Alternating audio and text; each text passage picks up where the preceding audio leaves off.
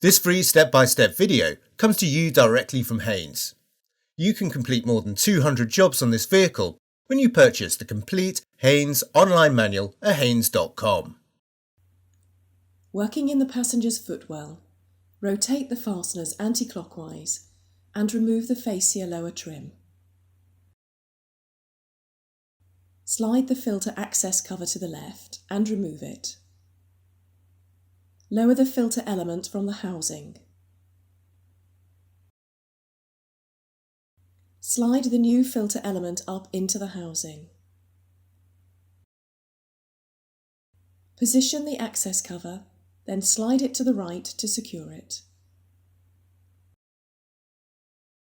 Manoeuvre the fascia trim into place, then refit the fasteners and rotate them clockwise.